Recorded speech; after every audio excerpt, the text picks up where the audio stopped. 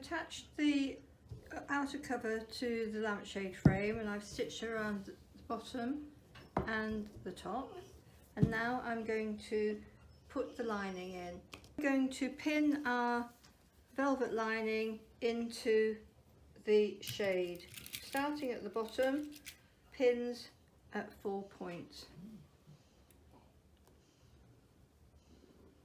So that side and then that side, turn it around and do alternative side.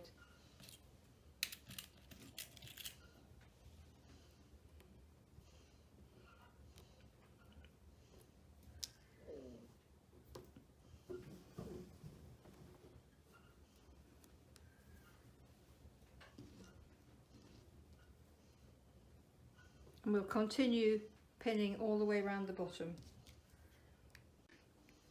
So I pinned around the bottom and I pulled the fabric up to the top and pulled it over the top edge of the frame. I'm now going to stitch all the way around the top using very strong thread and just a running stitch.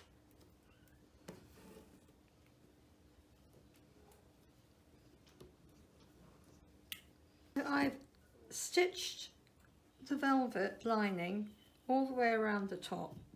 The next thing we're going to do is turn the shade over and pull the velvet as tightly as we can all the way around. It's stretch velvet, so you are going to lose a lot of velvet,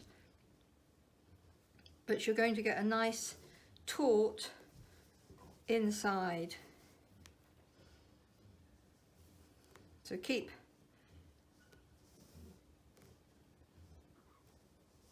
pulling and pinning. You might have to really pull it tight. Pin in place. Pull it tight. Pin in place. And do this all the way around until you're happy with the finish. I pinned roughly around the bottom and I've pulled the velvet really taut, as you can see. And now I'm going to attach the velvet lining to the frame, stitching all the way around the bottom and keeping it taut all the time so we don't lose this lovely taut lining. So now I've stitched all the way around the top, I've pulled it taut, and I've stitched all the way around the bottom.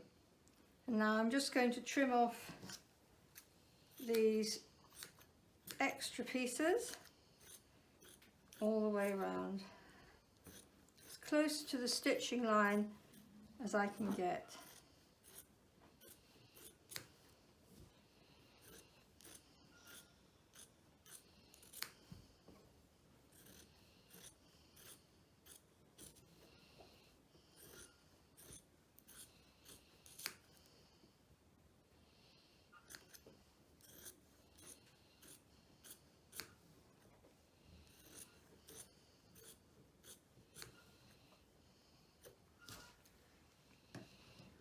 But there you have beautiful lampshade, fully lined in velvet.